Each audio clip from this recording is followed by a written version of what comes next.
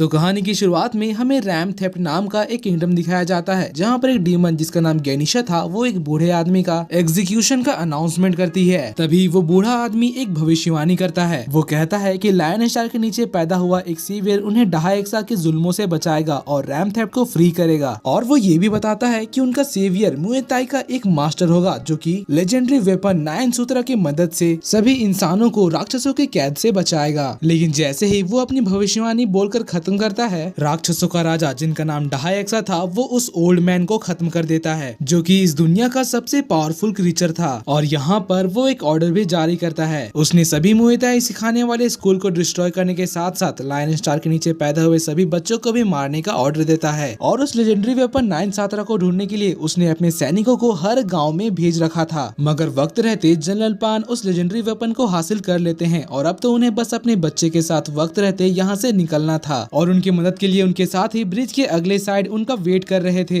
मगर वहाँ तो पहले ही राक्षस पहुंचकर उनके ऊपर अटैक कर देते हैं। और इससे पहले कि जनरल पान ब्रिज को क्रॉस करते, उनके पास राक्षसों का आर्मी जनरल आ जाता है, जिसका नाम ब्लैक हंटर था। और यहाँ पर उस लेजेंडरी वेपन के लिए जनरल पान और उस ब्लैक हंटर के बीच में एक जबरदस्त फाइट होती है। मगर फाइट के कुछ ही देर बाद वो ब्लैक हंटर उस लेजेंडरी वेपन को हासिल कर लेता है। और वो बच्चा जो कि जनरल पान के कपड़ों से बंधा हुआ था, वो ऑलमोस्ट नीचे समुद्र में गिरने ही वाला था, लेकिन तभी जनरल पान उस बच्चे को बचा लेते हैं और फिर तुरंत अपनी तलवार से ब्लैक हंटर के ऊपर अटैक कर देते हैं, जिससे कि उसके हाथ से वो लेजेंडरी वेपन गिर जाता है। और अब दोबारा से वो लेजेंडरी वेपन जनरल पान के हाथ में आ गया था। लेकिन अब वो ब्लैक हंटर सीधे आकर जनरल पान को मारकर बेहोशी कर देता है और उसे जान से मारने ही वाला था। लेकिन तभी वहाँ पर एक तूफान आता है, जिससे कि वो ब्रिज टूट जाता है और वो टोर्नेडो जनरल पान और उनके बच्चे को उड़ाकर इस जगह से दूर ले जाता है। जिसके बाद हमें कुछ दिन बाद का सीन दिखाया जाता है। जनरल पान और उनका बच्चा लहरों से बहते हुए एक आइलैंड पर पहुंचते हैं, जहां पर उन्हें बाजी नाम का एक ओल्ड मैन अपने साथ ले जाता है। और बाजी one of the most powerful मुए ताई मास्टर है। जिसके बाद हमें कुछ सालों बाद का सीन दिखाया जाता है और अब वो छोटा लड़का बड़ा हो चुका था। इसका चाइनीज नाम प्रोनाउंस करने में बहुत ही ज्यादा डिफिकल्ट है, इसलिए मैं इसको जुंगकुक बोलूंगा। वैसे अगर आपको पता है कि जुंगकुक कौन है तो नीचे कमेंट से मुझे जरूर बताना। अब क्योंकि जुंगकुक बचपन से ही बाजी से मुए ताई की ट्रेनिंग लेता था, इसलिए वो बहुत ही ज्यादा फुर्तीला था और अपने फ्लेक्सिबल बॉडी की मदद से वो ऊंचे ऊंचे पहाड़ों के बीच में से भी हर्ब्स कलेक्ट किया करता था। जिसके बाद वो रिलैक्स करने के लिए थोड़ी देर बैठकर फ्लूट बजाया करता था। मगर उस दिन काफी अच्छी धूप थी, इसलिए वो वहीं पर सो गया था। फिर कुछ घंटे बाद उसकी आंखें खुलती है तो वो अपना सर्फ बोर्ड लेकर जल्दी जल्दी अपने गाँव पर वापस लौटता है, जहाँ पर हर बार की तरह मूजू उसकी फ्लेक्सिबिलिटी का टेस्ट कर रहा था, उसके ऊपर नींबू फेंक कर। मगर जब जुंगकुक का बाकी लोगों से ध्यान भटकता है तो इस मौके का फायदा उठाकर मूजू फाइनली उसके सर पर एक नींबू मार ही लेता है और फिर वहाँ से भागने लगता है। जिसका पीछा करते हुए जुंगकुक अपने मास्टर बाजी से मिलता है और फिर वो उनके साथ अपने घर चला जाता है। यहाँ पर उसके फादर उसे घर लेट से आने के लिए थोड़ा डांट रहे थे, मगर जुंगकुक कहता है कि वो जैसे ही अपने फादर के लिए मेडिसिन बना लेगा, वो तुरंत अपनी ट्रेनिंग में चला जाएगा। जनरल पान अपने मैजिकल पावर्स का इस्तेमाल करके इतने सालों से अपने साथियों को कांटेक्ट करने के लिए लेटर्स भेज रहे थे, लेकिन आज तक उन्हें एक भी रिस्पांस नहीं मिला। जिसके बाद जुंगकुक अपने मुए ताई की ट्रेनिंग के लिए चला जाता है। मगर उस दिन मास्टर बाजी उसे पनिश करने का सोचते हैं, क्योंकि जुंगकुक काफी दिनों से लेट आ रहा था और उसकी ट्रेनिंग को डिफिकल्ट बना देते हैं। और लगातार नारियलों के टकराने से वो बेहोश हो जाता है। तभी उसे एक विजन दिखाई देता है, जिसमें उसके गांव के लोगों के ऊपर अटैक हो रहा था। और जब उसकी आंख खुलती है तो वो खुद को अपने घर पर पाता है, जहाँ पर जनरल पान अब डिसाइड करते हैं कि वो उसे सारी सच्चाई बता देंगे और उसे बताते हैं कि वो लोग इस गाँव के नहीं है, बल्कि वो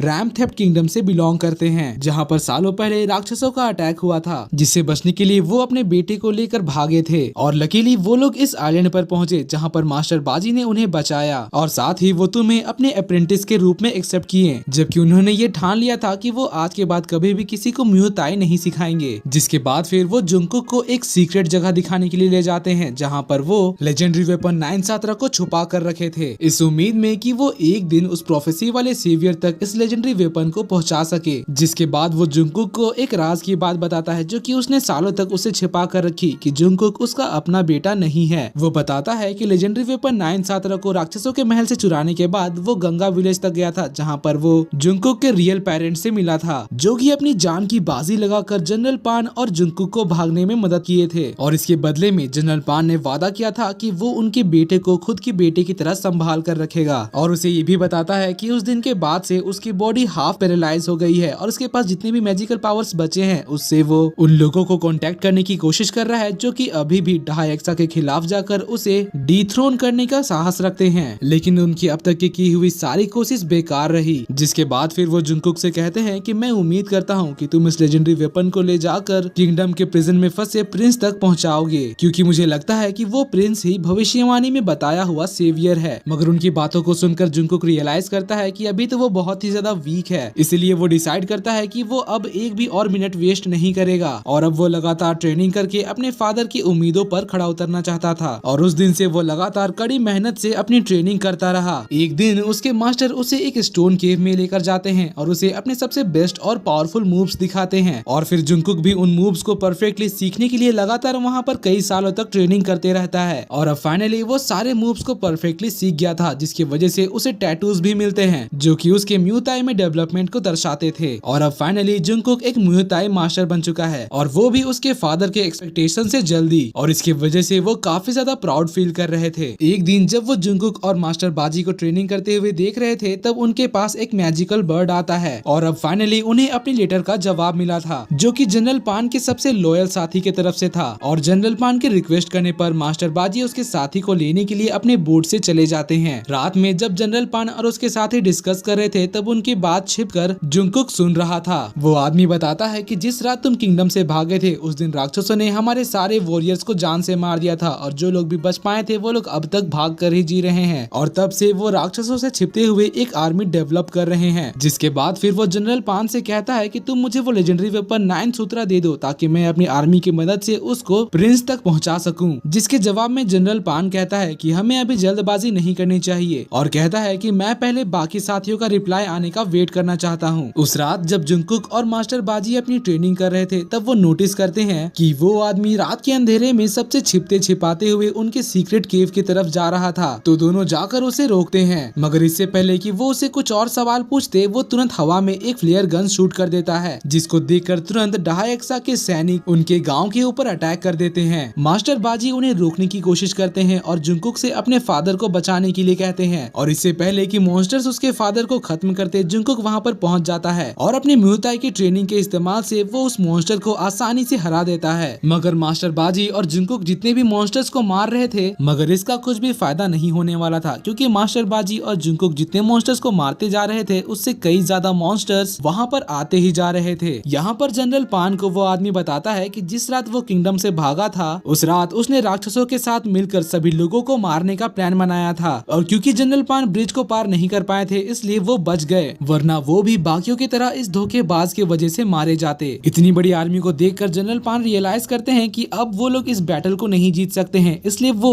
उस लेजेंडरी वेपन को जुंगकुक के हाथों सौंप देते हैं और उसे यहाँ से भागने के लिए कहते हैं। भागते हुए जुंगकुक नोटिस करता है कि उसके मास्टर को वही ब्लैक हंटर मारता है, जो कि सालों पहले ब्रिज पर उसके फादर से फाइट कर रहा था। अब यहाँ से बचने के लिए जुंगकुक अपने सर्फ बोर्ड लेकर उस पहाड़ी से कूद जाता है, और इस तरह से वो उन राक्षसों से बच निकलने में कामयाब हो जाता है, जबकि उसका पूरा गांव जलकर राख हो जाता है। इसलिए वो फ्रस्ट्रेशन में आकर उस लेजेंडरी वेपन को समुद्र में फेंक देता है। मगर जब उसे अपने फादर की याद आती है कि वो किस तरह से उसके ऊपर भरोसा किया करते थे, तो फिर वो दोबारा से उस लेजेंडरी वेपन को समुद्र से निकाल लेता है, और अब फाइनली वो डिसाइड करता है कि वो अपने फादर के दिए हुए मिशन को कंप्लीट करेगा, इस लेजेंडरी वेपन को उस प्रिंस तक पहुंचाकर। जिसके बाद वो अपना भेष बदलने के लिए एक चाकू से अपना बाल काट लेता है। वहीं दूसरी तरफ हमें दिखाया जाता है कि डायक्सा बहुत ही ज्यादा फ्यूरियस था, क्योंकि उनका ये मिशन फेल हो चुका था, और अब ये मिशन वो ब्लैक हंटर को देता है। जिसके बाद सीन चेंज होता है और हम देखते हैं कि अब जुंगकुक तैरते हुए हेनन किंगडम तक पहुंच गया था, जहां पर वो थोड़ी देर खाने के लिए ब्रेक लेता है और वहां के लोगों से रैम थेफ्ट का रास्ता पूछता है, मगर कोई भी इसके बारे में बात करना नहीं चाहता था। रास्ते में चलते हुए जुंगकुक नोटिस करता है कि कोई उसका पीछा कर रहा है, और जब वो अपना बैग चेक करता है तो वो नोटिस करता है कि उसके लेजेंडरी वेपन को एक रेड मंकी ने चोरी कर लिया है। तो अपने सामान को वापस लेने के लिए जुंगकुक उसके पीछे पड़ जाता है। उसका पीछा करते हुए वो एक फ्लाइंग बोट में पहुंच जाता है, जहां वो देखता है कि कुछ राक्षसों ने एक लड़की को बंदी बना कर रखा है। तभी वो नोटिस करता है कि उस मंकी के हाथ से एक मॉन्स्टर उस वेपन को छीनने की कोशिश कर रहा है। तो ये देखकर जुंगकुक उसके फाइट में इंटरफियर करता है और फिर उस मॉन्स्टर के ऊपर अटैक करने लगता है, मगर यहाँ पर उनके फाइट का फायदा उठाकर वो मंकी उस लेजेंडरी वेपन को हथिया लेता है। और यहाँ पर हमें पता चलता है कि वो मंकी कोई आम जानवर नहीं बल्कि मंकी प्रिंस था, और आसुरा एक मॉन्स्टर होने के बावजूद भी उन मॉन्स्टर्स के खिलाफ लड़ता था। मगर तभी बाकी सारे मॉन्स्टर्स उनको घेर लेते हैं और क्योंकि अब यहाँ से बचकर निकलना आसान नहीं था इसलिए वो तीनों एक टीम बन जाते हैं। इस चीज को नजरअंदाज करते हुए कि वो लोग अभी 5 मिनट पहले ही मिले थे। फाइट के दौरान आसुरा जुंगकुक के फाइटिंग स्टाइल को देखकर बहुत ही ज्यादा इम्प्रेस्ड हो गया था क्योंकि उसे लगता था कि मुए थाई तो बहुत सालों पहले ही खत्म हो चुका है। मगर जब वहाँ पर और भी ज्यादा राक्षस आने लगते हैं तो फिर जुंगकुक सोचता है कि अब यहाँ से भागने में ही भलाई है। जब वो उन मॉन्स्टर्स से छिप रहा था तब वो लड़की उसे देख लेती है और अनाउंस कर देती है कि जुंगकुक यहीं पर छिपा हुआ है। तो फिर जुंगकुक और उसके साथ ही बोट के ऊपर चले जाते हैं और इस डिस्टरबेंस का फायदा उठाकर वो लड़की पिंजरे से भाग निकलती है। ऊपर उनकी फाइट चल ही रही थी तभी वो लड़की अपना बाल बांधते हुए ऊपर डेक में आती है और फिर सीटी बजाकर एक चील से अपने कपड़े मंगवाती है। और फिर हमें आसमान में एक पायरेट शिप नजर आता है जिसको देखकर अब सभी मॉन्स्टर समझ गए थे कि ये तो फेमस पायरेट कैप्टन शाओलांग है जो कि यहाँ पर उनके वैल्यूएबल आइटम्स को चुराने के लिए आई है। शाओलांग अपने लोगों से कहती है कि यहाँ पर बाकी जो प्रिजनर्स है उन सभी को फ्री कर दो और सारे वैल्यूएबल आइटम्स को ले चलो। और वो खुद भी अपनी गन के इस्तेमाल से मॉन्स्टर्स को मार रही थी। तभी हम देखते हैं कि वहाँ एक मॉन्स्टर अपने केज में से बाहर निकलता है और वो बाहर निकलते ही वहाँ पर मौजूद सभी लोगों के ऊपर अटैक कर रहा था, यहाँ तक कि वो अपने मॉन्स्टर साथियों पर भी अटैक कर रहा था। तो इससे बचने के लिए वो सभी पायरेट शिप में जंप कर लेते हैं। तभी जुंगकुक नोटिस करता है कि शाओलांग मुसीबत में है, इसलिए वो उसकी मदद करने के लिए उस शिप में दोबारा चला जाता है। मगर उसके किक्स और पंचेस उस मॉन्स्टर के खिलाफ बिल्कुल भी काम नहीं कर रहे थे। उल्टा वो मॉन्स्टर जुंगकुक को बहुत बुरी तरह से पीट देता है। लेकिन इसके बावजूद भी जब जुंगकुक देखता है कि अब वो मॉन्स्टर शाओलांग के ऊपर अटैक करने वाला है तो फिर वो आगे जाकर उसे बचाने की कोशिश करता है। मगर इस बार कुछ अलग होता है। वो लेजेंडरी वेपन 9 एक्टिवेट हो जाता है और जाकर जुंगकुक के हाथ में लग जाता है और अब उस लेजेंडरी वेपन के इस्तेमाल से जुंगकुक उस मॉन्स्टर को हरा देता है और शाओलांग को बचा लेता है।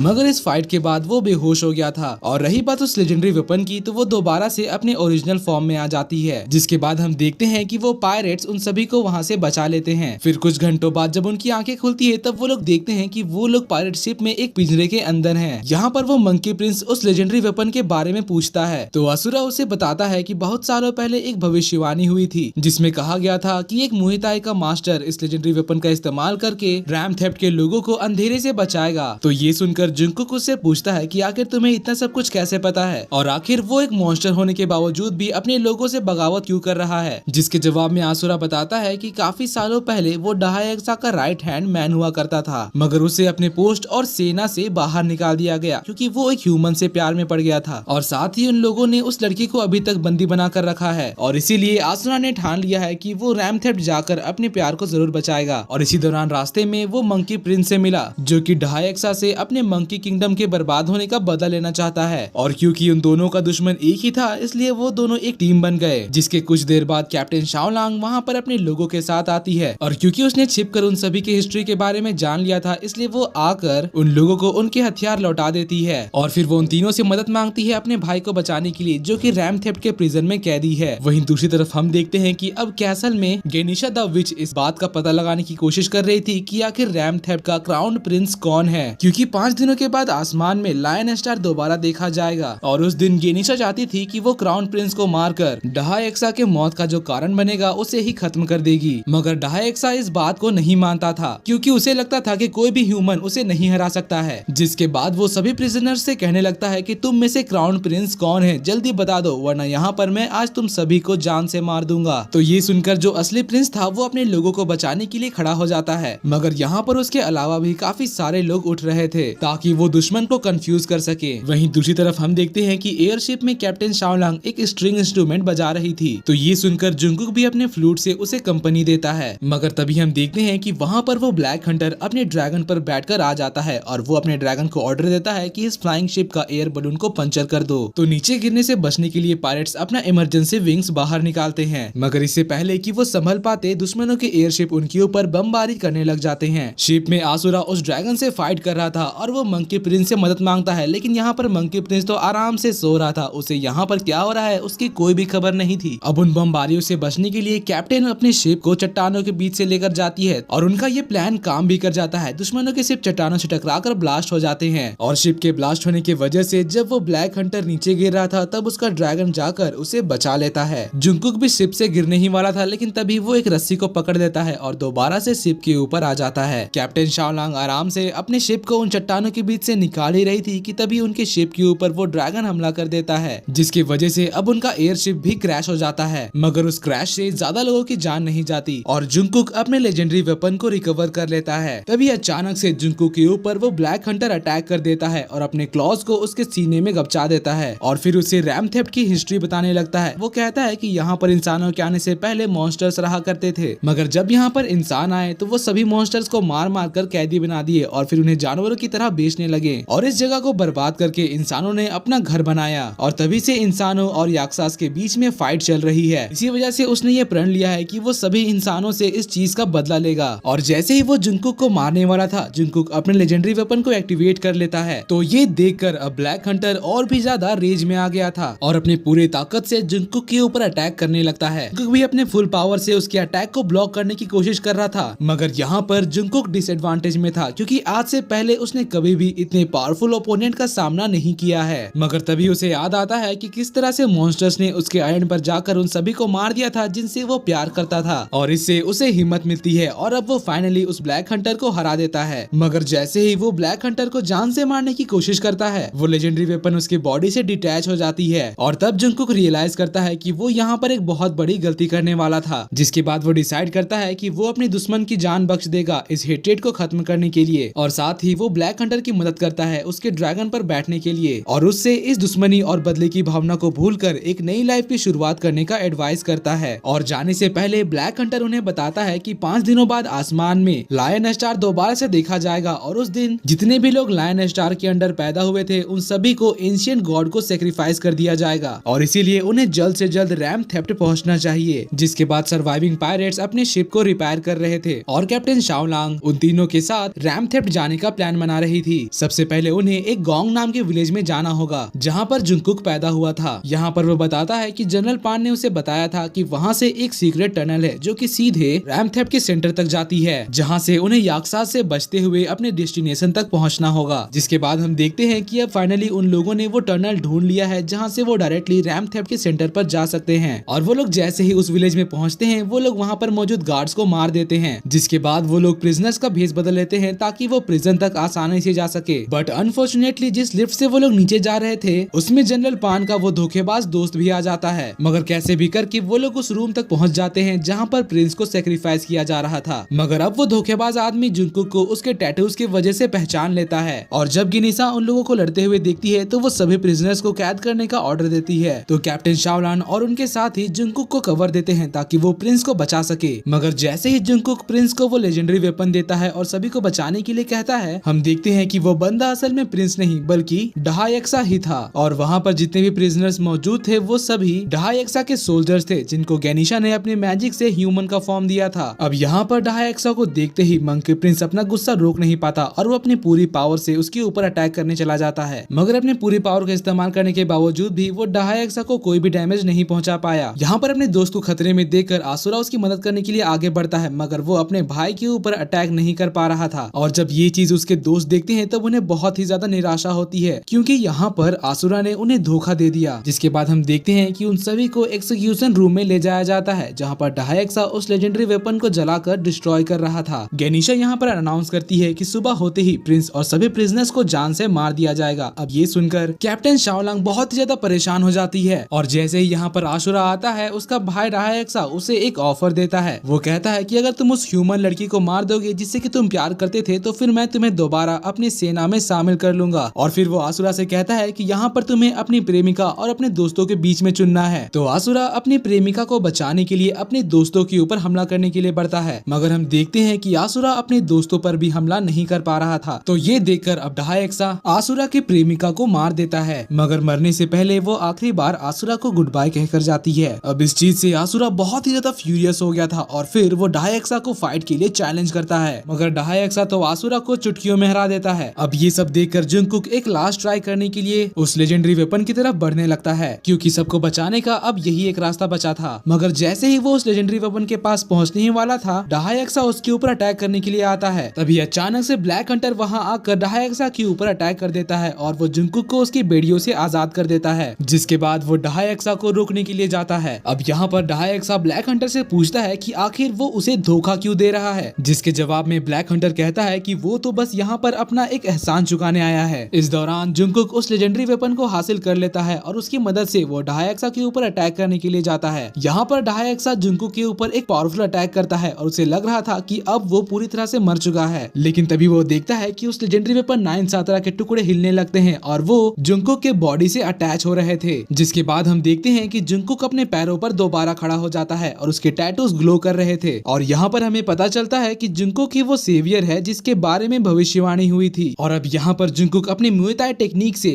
डायक्सा के ऊपर अटैक करके उसे हराने की कोशिश करता है, मगर डायक्सा अपनी हार मानने वाला नहीं था। अब यहाँ पर वो अपने सबसे पावरफुल अटैक को हार्नेस करता है और उससे जुंकुक के ऊपर अटैक करता है, मगर साथ ही वो हेल फायर पूरे रूम में फैल जाता है, जिसकी वजह से उसकी सबसे लॉयल सर्वेंट गेनिशा द विच भी मारी जाती है। और ये चीज देखकर जुंकुक को बहुत ज्यादा गुस्सा आता है। भले ही वो सब जुंकुक के दुश्मन थे, लेकिन जब वो देखता है कि डायक्सा अपने ही साथियों को मार रहा है तो वो बहुत ही ज्यादा फ्यूरियस हो जाता है। और अब वो अपने लेजेंडरी वेपन का इस्तेमाल करके डायक्सा के ऊपर पावरफुल अटैक्स कर रहा था। तो फिर डायक्सा अब यहाँ पर अपना फाइनल ट्रांसफॉर्मेशन करता है और एक बहुत बड़ा सा जायंट क्रीचर बन जाता है। यहाँ पर जुंकुक अपने साथियों को बचाने के साथ साथ रैम थेफ्ट के लोगों को बचाने के लिए भी डिटरमाइंड था, इसीलिए उस लेजेंडरी वेपन 9 सातरा की फुल पावर एक्टिवेट हो जाती है। यहाँ पर वो सुपर स्पीड का इस्तेमाल करते हुए उन मूव्स का इस्तेमाल करता है जो कि उसने मास्टर बाजी से आइलैंड पर सीखा था, और इस तरह से वो उसके करीब पहुंचकर उसके सर पर एक पावरफुल अटैक करता है, जिससे निकलने वाले एनर्जी ब्लास्ट को दूर दूर तक लोग देख पा रहे थे। बैटल खत्म होने के बाद जुंकुक के साथ ही इस जीत को सेलिब्रेट करने के लिए उसके पास जाते हैं। और अब फाइनली रैम थेफ्ट पर शांति लौट आई थी और उसी दिन डायक्सा को हमेशा के लिए कैद में डाल दिया जाता है और आसुरा को याक्सास का न्यू लीडर बना दिया जाता है, जो कि ह्यूमंस और याक्सास को शांति से रहने का सुझाव देता है। और रही बात कैप्टन शाओलान की, तो वो अपने भाई को बचा लेती है, जिसके बाद से उसे किसी ने नहीं देखा था। मंकी किंग दोबारा से अपने मंकी किंगडम पे लौट जाता है और आसुरा की मदद से वो अपने मंकी किंगडम को दोबारा से बनाने में कामयाब हो जाता है। और रही बात जुंकुक की, तो वो उसी किंगडम में रुक जाता है और लोगों को मुए थाई सिखाने लगता है और साथ ही वो रॉयल आर्मी का कमांडर बन जाता है। और बहुत साल वहाँ काम करने के बाद वो दोबारा से अपनी उसी आइलैंड में आ जाता है शांति की जिंदगी जीने के लिए। और एक दिन जब वो शाम को अपना फ्लूट बजाकर एंजॉय कर रहा था, तब वो देखता है कि आसमान में कैप्टन शाओलान अपने पायलट शिप के साथ वहाँ पर उससे मिलने के लिए आई थी। और दोस्तों, इसी के साथ ये कहानी यहीं पर खत्म होती है। अगर आपको मेरी एक्सप्लेनेशन और ये वीडियो पसंद आई तो प्लीज वीडियो को लाइक कर दीजिएगा, और अगर आपको ऐसी वीडियोस देखना पसंद है तो नीचे मुझे कमेंट्स में जरूर बताना। और जाने से पहले चैनल को सब्सक्राइब करके बेल नोटिफिकेशन को भी ऑन कर लीजिएगा, ताकि जैसे ही मैं ऐसे कोई नई इंटरेस्टिंग वीडियो डालूं तो आपको सबसे पहले पता चल जाए। तो मिलते हैं आपसे अगली वीडियो में, तब तक के लिए bye bye, be happy, be safe and thanks for watching.